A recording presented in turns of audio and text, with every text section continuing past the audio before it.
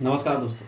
आज मैं आप सभी के सामने उपस्थित हूँ एक नया टॉपिक लेकर के, और ये टॉपिक आपको कनेक्ट करेगा क्लास 10 का इलेक्ट्रिसिटी चैप्टर के साथ। तो नाम से ही समझ में आ रहा है कि हम यहाँ डिस्कस करने वाले हैं इलेक्ट्रिसिटी चैप्टर को, या फिर ये कहें कि हम छोटे से एक वीडियो क्लिप में हम सीख लेते हैं कि इलेक्ट्रिसिटी एग्जैक्टली क्या है, और इलेक्ट्रिसिटी के साथ कनेक्टेड कुछ और टर्म्स। और आप ये समझे कि क्लास 10 के इलेक्ट्रिसिटी चैप्टर का पहला हिस्सा समझ लेते हैं।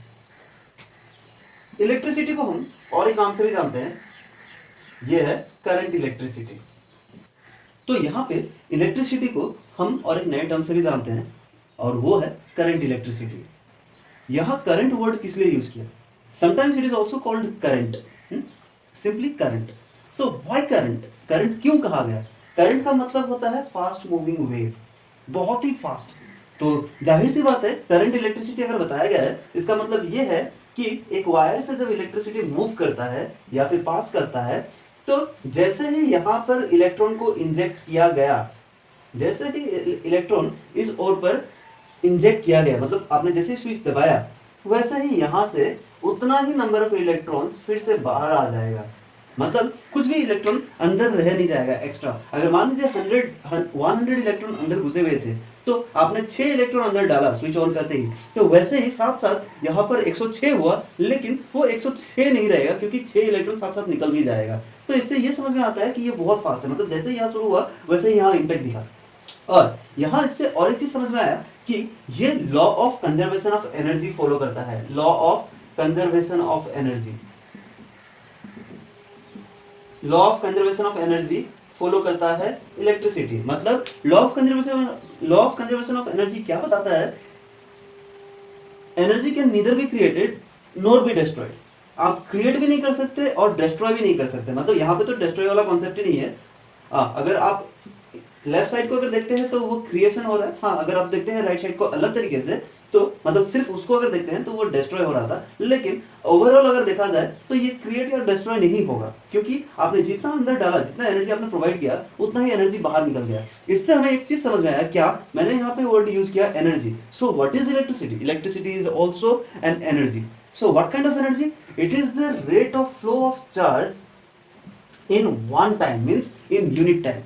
That is rate of flow of charge. Rate word use करते ही नीचे टाइम आ जाता है। सो हमने क्या देखा? Rate of flow of charge क्यों कहा? क्योंकि इलेक्ट्रॉन मूव कर रहा था, क्योंकि electron he basic unit of charge है, मतलब सिंपल एक चार्ज है। उसके अलावा अलग चार्ज अगर हम बात करने जाएं तो वो अधूरा हो जाएगा, क्योंकि इलेक्ट्रॉन ही मेन फॉर्म ऑफ चार्ज है। चलिए, ये हमने देखा electricity is nothing but q by t. So how electricity is represented? It is I. I letter से हम इलेक्ट्रिसिटी को रिप्रेजेंट करते हैं, और electricity is equal to charge by time. हमने क्या देखा? Electricity is equal to charge by time. अब हमारा अगला सवाल आता है, जो बहुत इंपॉर्टेंट पार्ट है हमारे एग्जाम्स के लिए। क्या ऐसा यूनिट ऑफ इलेक्ट्रिसिटी क्या है? ऐसा यूनिट ऑफ इलेक्ट्रिसिटी है एम्पियर। हमें इस चीज को यहाँ पे सीखना होगा। Ampere is the SI unit of electricity, and again SI unit of charge is coulomb, COULOMB। बहुत लोग यहाँ पर गलती कर देते हैं यूनिट का स्पेलिंग लिखने के लिए। और टाइम का तो हम सभी को पता है, ये अक्सर सेकंड ही होता है, हमेशा सेकंड ही होता है। So ultimately we can see that ampere is nothing but coulomb by time.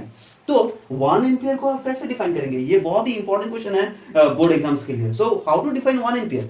1 ampere हो जाएगा 1 कूलम बाय 1 सेकंड। तो हमने क्या देखा? 1 ampere is nothing but 1 coulomb by 1 second. So how to define 1 ampere? 1 ampere को आप कैसे डिफाइन करोगे? तो 1 ampere is the amount of electricity, 1 ampere is the amount of electricity which is formed when 1 coulomb of charge passes through the conductor, when 1 coulomb of charge passes through the conductor in 1 second. क्या कहा हमने? 1 ampere of current is the amount of electricity which passes through the conductor in 1 second. मतलब 1 coulomb of charge should pass through the conductor in 1 second. तो उस पे electricity generate हुआ 1 ampere का। ये हम समझते हैं इस केस में। चलिए ठीक है, यहां एक बात बताऊं, मैं अगर दो सरफेस को जब रब करता हूं तो वहां क्या प्रोड्यूस होता है? फ्रिक्शन। तो उसी तरीके से अगर हम ऐसे कहें कि एक सरफेस अगर फिक्स्ड है, उसमें से अगला सरफेस अगर मूव करता है, मतलब अलग ऑब्जेक्ट अगर मूव करता है, वहां फ्रिक्शन जनरेट होता है। फ्रिक्शन मतलब क्या? बाधा।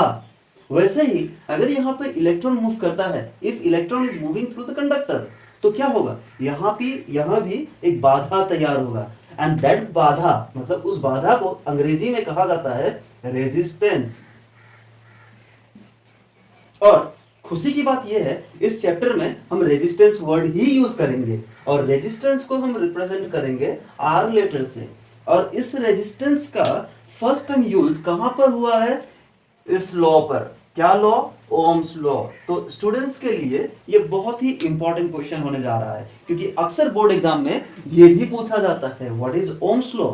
सो मैं एग्जांपल के साथ थोड़ा सा ओम्स लॉ को समझाने का कोशिश करता हूं। जैसे ही हमने देखा कि जैसे ही हम लोग देखते हैं कि घर पे जब बल्ब का रोशनी कम जाता है तो हम कहते हैं कि वोल्टेज कम है, जैसे ही रोशनी बढ़ जाता है तो हम कहते हैं कि वोल्टेज आ गया, मतलब वोल्टेज ज्यादा हो गया। तो इससे हमें क्या समझ में आया, वोल्टेज और वो जो रोशनी बढ़ना और कमना हुआ ना, वो कहीं ना कहीं करंट है। तो ओम नाम के साइंटिस्ट ने कहा एक पर्टिकुलर टेम्परेचर में, एक फिक्स टेम्परेचर में जो वोल्टेज हम अप्लाई करते हैं कंडक्टर में, यहां जो वोल्टेज अप्लाई करते हैं कंडक्टर में, वो और करंट एक रेशियो पर ही मूव करता है। मतलब अगर करंट बढ़ा तो वोल्टेज भी बढ़ेगा, या फिर उल्टा कहें, अगर वोल्टेज बढ़ा तो करंट भी बढ़ेगा। तो इससे हमें यह समझ में आया कि voltage is directly proportional to current.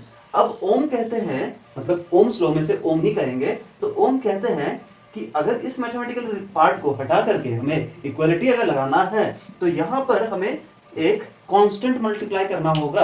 ये तो मैथ्स का रूल था। तो ओम ने कहा वो मैथमेटिकल कांस्टेंट रहेगा आर।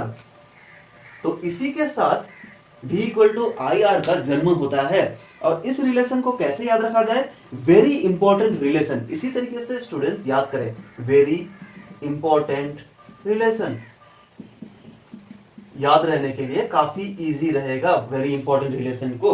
अभी मैं एक बात बता दूं, हर तीनों लेटर का हम ऐसा यूनिट सीख लेते हैं। V है, I है और R है। V का हम V ही लिखेंगे, मतलब वोल्ट। I का हमने अभी अभी मिला था, हमें एम्पियर है, उसे हम शॉर्ट फॉर्म में A भी लिख सकते हैं, या फिर और भी शॉर्ट थोड़ा सा अगर बड़ा करना है तो AMP लिख सकते हैं। और रेजिस्टेंस का ऐसा यूनिट हम बताएंगे, हालांकि ये नाम ओम से ही स्टार्ट हुआ था, इसीलिए हम यहाँ पे भी ओम ही लिखेंगे, मतलब ओम ही है SI unit of are.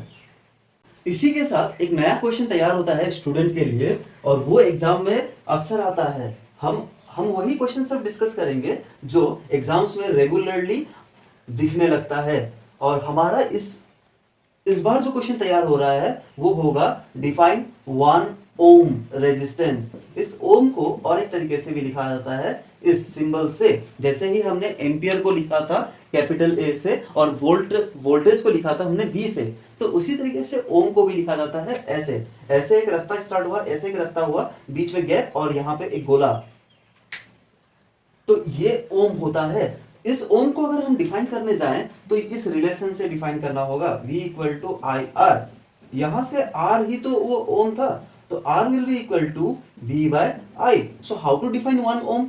1 ohm मतलब ये रेजिस्टेंस का यूनिट ओम है, वोल्टेज का यूनिट पोटेंशियल डिफरेंस का यूनिट V है, I का यूनिट A है। तो 1 ओम अगर डिफाइन करना हो तो 1 वोल्टेज बाय 1 एम्पियर।